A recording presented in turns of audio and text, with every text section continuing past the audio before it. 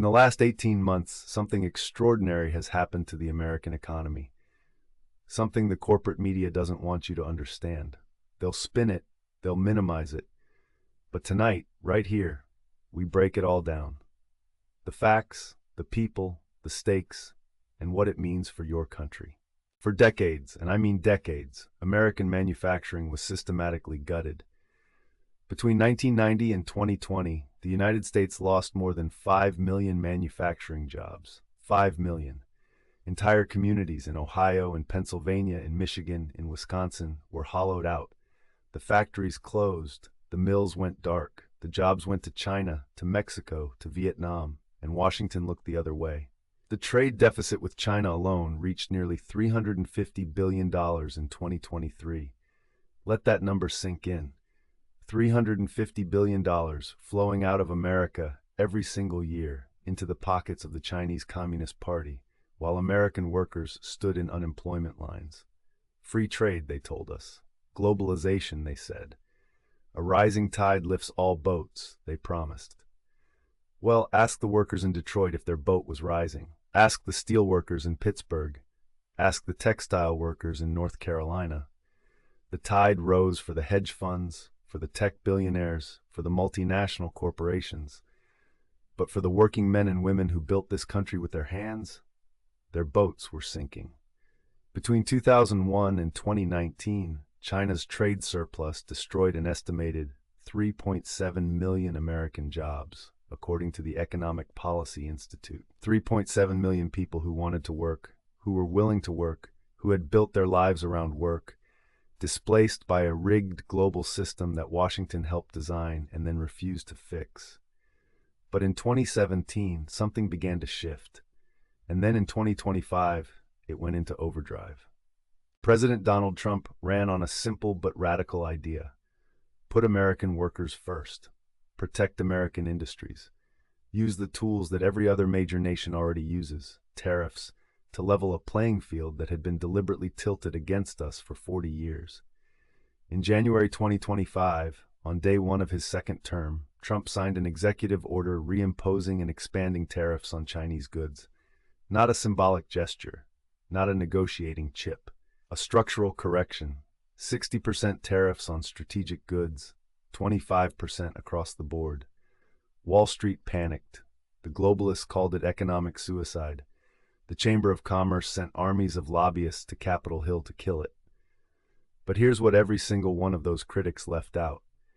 America was already in a trade war. We just weren't fighting back. For 30 years, China used currency manipulation, state subsidies, intellectual property theft, and forced technology transfer to destroy American industry. That was the real trade war, and America sat on the sidelines and let it happen. Treasury Secretary Scott Bessent called the new policy the Great Rebalancing. Commerce Secretary Howard Lutnick called it the Industrial Revival. And workers in Alabama, Tennessee, and North Carolina who finally saw hiring signs go up at local factories, they called it something simpler: about time. Now let's be honest about who's pushing back against these policies. Because it matters. Because it tells you everything. The multinationals don't want tariffs because they built their business models on cheap foreign labor. Apple manufactures the vast majority of its products in China. Nike makes its shoes in Vietnam and Indonesia. Dozens of Fortune 500 companies spent the last 3 decades offshoring their supply chains to cut costs, and they don't want anyone disrupting that arrangement. The corporate media doesn't want tariffs because the same companies funding the opposition are buying the advertising. Follow the money. It always leads somewhere interesting. And the Democratic Party establishment? They've been bought and paid for by the donor class. The same hedge funds, the same Wall Street banks, the same Silicon Valley billionaires who bankrolled the resistance to Trump's trade policies are the same people who got fabulously wealthy off the globalization deal that destroyed the American working class. This is not left versus right. It never was. This is Washington versus Main Street. This is the donor class versus the American worker. And that's exactly why you're not hearing this analysis in most major media outlets. They're not just ignoring it. They're actively working against it because their owners have too much to lose if the American worker wins. So let's talk about what's actually happening on the ground. Because actions speak louder than arguments, and results speak louder than rhetoric. Since the tariff packages were reimposed and expanded in early 2025, over 340,000 manufacturing jobs have been created in the United States. According to the Bureau of Labor Statistics, factory employment is at its highest level since 2001, a 25-year high. Companies that left are coming back. Intel announced a $20 billion chip manufacturing campus in Ohio. Taiwan Semiconductor is building in Arizona. Samsung is expanding in Texas. Hyundai Steel opened a new facility in Georgia. These aren't campaign promises. These are groundbreakings. These are hard hats and concrete and steel. In the steel industry, one of the sectors most devastated by unfair trade, production capacity is up 18% from 2024 levels. And real wages for manufacturing workers are up 4.2% year over year, outpacing inflation for the first time since 2019. For the working Americans who build things with their hands, that's a raise. A real, tangible raise that goes in the bank every Friday. But here's the dimension that most political coverage completely misses. This isn't just about economics. This is about national security. This is about sovereignty.